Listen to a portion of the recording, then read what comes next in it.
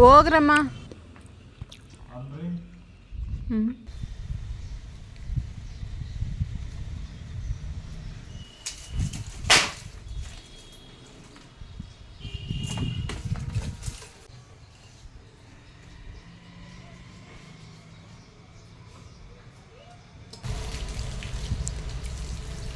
ಎಲ್ಲರಿಗೂ ನಮಸ್ಕಾರ. Welcome to ಇಂದು ಕನ್ನಡ ವ್ಲಾಗ್.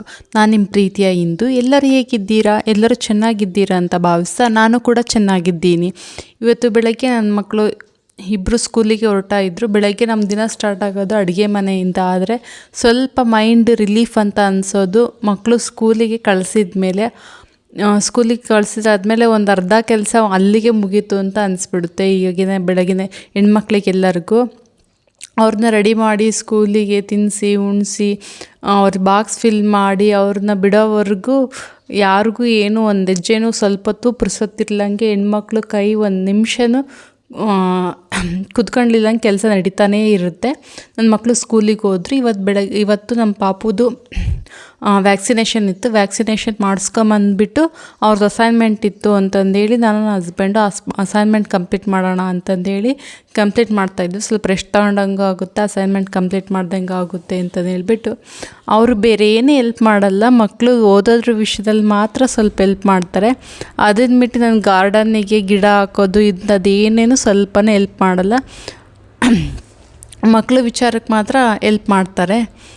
ಅದಾದಮೇಲೆ ನಾನು ಬಟ್ಟೆ ತೊಳೆದ್ಬಿಟ್ಟು ಬಟ್ಟೆನ ಒಣಾಕ್ತಾ ಇದ್ದೀನಿ ಹಿಂದ್ಗಡೆ ಹೋಗ್ಬಿಟ್ಟು.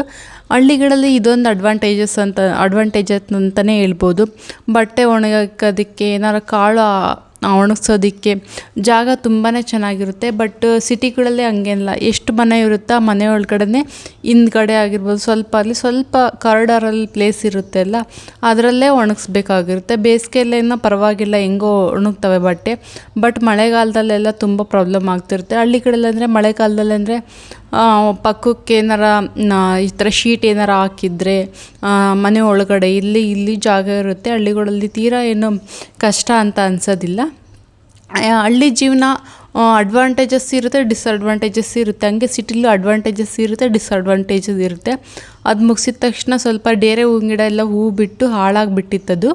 ಅದ್ರದ್ದು ಗಿಡ ತೆಗೆದು ಗಡ್ಡೆಗಳನ್ನು ಎತ್ತಿಟ್ರೆ ಮುಂದಿನ ವರ್ಷಕ್ಕೆ ಬರುತ್ತೆ ಅಂತಂದು ಹೇಳ್ಬಿಟ್ಟು ಪಾಟಲ್ಲೂ ಏನಾರು ಬೇರೆ ಗಿಡಗಳ್ನ ಹಾಕಿಡ್ಬೋದು. ಅಲ್ಲಿವರೆಗೂ ಪಾಟ್ ಸುಮ್ಮನೆ ಯಾಕೆ ಖಾಲಿ ಬಿಡೋದು ಅಂತಂದು ಹೇಳ್ಬಿಟ್ಟು ಮಣ್ಣುಗಳನ್ನೆಲ್ಲ ತೆಗೆದು ಅದರಲ್ಲಿ ಗಡ್ಡೆನ ತೆಗಿತಾ ಇದ್ದೀನಿ ನಾನು. ಈಗ ಮಾಡೋದ್ರಿಂದ ನಮಗೆ ತುಂಬ ಗಡ್ಡೆಗಳು ಸಿಗುತ್ತೆ. ಆಮೇಲೆ ಬೇರೆ ಪಾಟಿಗೆ ಮುಂದಿನ ಸತಿ ಮೇ ತಿಂಗಳಲ್ಲಿ ಹಾಕೋದ್ರಿಂದ ಇನ್ನೂ ಹೆಚ್ಚದಾಗಿ ನಮಗೆ ಗಿಡಗಳು ಸಿಗ್ತವೆ. ಇವನ್ನ ಬಿಸಿಲಲ್ಲಿ ಚೆನ್ನಾಗಿ ಒಣಗಿಸ್ಬಿಟ್ಟು ನಾವು ಇನ್ನೇನು ಡೇರೆ ಗಿಡ ತೊಗೊಳ್ತೀವಿ ಅಂದಾಗ ಒಂದು 2-3 ದಿವಸ ನೀರು ಹಾಕೋದು ಬಿಡಬೇಕು. ನೀರು ಹಾಕೋದು ಬಿಟ್ಮೇಲೆ ಅದು ಗಡ್ಡೆ ಎಲ್ಲ ತೆಗೆದು ಅದನ್ನ ಚೆನ್ನಾಗಿ ಮಣ್ಣು ಸ್ವಲ್ಪನೂ ಇರಲಿಲ್ಲಂಗೆ ಒರೆಸ್ಬಿಟ್ಟು ಅದು ಏನಾದ್ರು ಸ್ವಲ್ಪ ಹಸಿ ಇತ್ತಪ್ಪ ಅಂತಂದರೆ ಬಿಸಿಲಲ್ಲಿ ಒಣಗಿಸಿ ಒಂದೊಂದು ಪೇಪರಲ್ಲಿ ಸುತ್ತಿ ಗಾಳಿ ಆಡ್ದೆಲ್ಲ ಜಾಗದಲ್ಲಿ ಅದನ್ನು ನೀಟಾಗಿ ಕವರ್ ಮಾಡಿ ಇಟ್ಟರೆ ಅದು ಏನೂ ಆಗೋದಿಲ್ಲ. ಫಂಗಸ್ ಥರ ಅದೇನೂ ಆಗೋದಿಲ್ಲ. ಹಾಗಾದ್ರೆ ಫಂಗಸ್ ಏನಾರು ಆಗುತ್ತೆ ಅನ್ನೋದು ಏನಾರು ಇದ್ದರೆ ಸ್ವಲ್ಪ ನೀಮ್ ಪೌಡ್ರ್ ಬೇಕಾದ್ರೂ ಹಾಕ್ಕೋಬೋದು. ಹಂಗಾಗಿ ನಾನೆಲ್ಲ ಪಾಟಲ್ಲಿ ಹಾಕಿರೋಂಥ ಡೇರೆ ಗಿಡಗಳನ್ನೆಲ್ಲ ತೆಗೆದುಬಿಟ್ಟು ಅದರದ್ದು ಗಡ್ಡೆಗಳನ್ನೆಲ್ಲ ತೆಗೆದು ಕ್ಲೀನ್ ಮಾಡಿ ಇಟ್ಕೊತಾ ಇದ್ದೀನಿ. ಈ ಗಿಡನ ಎಷ್ಟು ಸಾಕ್ತೀವೋ ಹಂಗೆ ಅದನ್ನ ನೆಕ್ಸ್ಟ್ ಇಯರ್ಗೆ ಆ ಗಿಡನ ಸೇಫ್ಟಿಯಾಗಿ ತೊಗೊಂಡು ಹೋಗೋದು ಕೂಡ ಅಷ್ಟೇ ಜವಾಬ್ದಾರಿಯಾಗಿರುತ್ತೆ. ಈಗ ಹೂ ಬಿಡ್ತಪ್ಪ ಗಿಡ ಮುಗೀತು ಅಂತಂದೇಳಿ ಅಲ್ಲಿಗೆ ಬಿಟ್ಬಿಟ್ರೆ ಆ ಗಿಡ ನಮಗೆ ನೆಕ್ಸ್ಟ್ ಇಯರ್ಗೆ ಸಿಗಲ್ಲ. ಔಷಧಿ ಆಗ್ತಾ ಇರುತ್ತೆ, ಕೆಲವೊಂದು ಸತಿ ಹುಟ್ಟೋದಿಲ್ಲ. ಈ ಥರ ಎಲ್ಲ ಆಗಿ ಸುಮ್ಮನೆ ಚೆನ್ನಾಗಿರೋ ಹೂವಿನ ಗಿಡ ನಾವು ಕಳ್ಕೊಂಡಂಗೆ ಆಗುತ್ತೆ. ಮತ್ತೆ ಬೇರೆ ತೊಗೋಬೇಕಪ್ಪ ಅಂದರೆ ದುಡ್ಡು ಕೊಟ್ಟೆ ತೊಗೋಬೇಕು. ಹಂಗೆ ಆ ಮಣ್ಣು ಇನ್ನೂ ಸ್ವಲ್ಪ ಬೇರೆ ಮಣ್ಣನ್ನು ಸ್ವಲ್ಪ ಮಿಕ್ಸ್ ಮಾಡಿಬಿಟ್ಟು ಹಾಸ್ಪಿಟಲ್ ವ್ಯಾಕ್ಸಿನೇಷನ್ ಮಾಡಿಸ್ಕೊಂಬರಕ್ಕೆ ಹೋದಾಗ ಒಂದು ಸೆರಾಮಿಕ್ ಪಾಟ್ ತೊಗೊಂಬರ್ಬೇಕು ಅಂತಂದೇಳಿ ತುಂಬ ದಿವಸದಿಂದ ಅಂದ್ಕೊಳ್ತಿದ್ದೆ, ತೊಗೊಂಡೇ ಬಂದಿದ್ದಿಲ್ಲ. ಝೀಝಿ ಪ್ಲ್ಯಾಂಟ್ನ ತೊಗೊಂಡ್ಬಂದು ತುಂಬ ದಿವಸ ಆಗಿತ್ತು. ಪಾಟ್ ತೊಗೊಂಬಂದು ಹಾಕಬೇಕು ಅಂತಂದು ಹಾಕೋಕ್ಕೆ ಕುಡಿದ್ದಿಲ್ಲ. ನಮ್ಮ ಹಸ್ಬೆಂಡಿಗೆ ಹೇಳಿದರೆ ಅವರು ತರ್ತೀನಿ ಅಂತಂದು ತರಲೇ ಇಲ್ಲ. ಆಮೇಲೆ ಅವ್ರಿಗೆ ಯಾವ ಸೈಜಿನ ತರಬೇಕು ಎಂಥದ್ದು ತರಬೇಕು ಅಂತ ಗೊತ್ತಾಗಲ್ಲ. ಹಾಗಾಗಿ ನಾನೇ ಹಾಸ್ಪಿಟ್ಲಿಗೆ ಹೋಗಿದ್ವೆಲ್ಲ ಹಂಗೆ ಆನ್ ದ ವೇ ಬರ್ತಾ ಅಲ್ಲಿ ಸೆರಾಮಿಕ್ ಪಾಟ್ಗಳನ್ನೆಲ್ಲ ಇಟ್ಕೊಂಡಿದ್ರು. ಅಲ್ಲಿ ಹೋಗಿ ಸೆರಾಮಿಕ್ಕು ನಾನು ಯಾವ ಸೈಜು ತರಬೇಕು ಅಂದ್ಕೊಂಡಿದ್ನ ಆ ಸೈಜು ಡಿಸೈನು ಸೆಲೆಕ್ಟ್ ಮಾಡ್ಕೊಂಡು ತೊಗೊಂಡು ಬಂದೆ.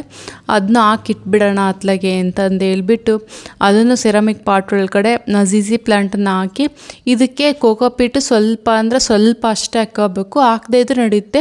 ಆದರೆ ಮಣ್ಣು ಸ್ವಲ್ಪ ಗೊಬ್ಬರ ಹಾಕ್ಬೇಕಾದ್ರೆ ಹಾಕಿಟ್ಬಿಟ್ರೆ ಮುಗೀತು. ಇದು 1 ವರ್ಷಕ್ಕೊಂದ್ಸತಿ ಇಲ್ಲಾಂದರೆ 2 ವರ್ಷಕ್ಕೊಂದ್ಸತಿ ರೀಪಾಟ್ ಮಾಡಿದ್ರೆ ನಡೆಯುತ್ತೆ.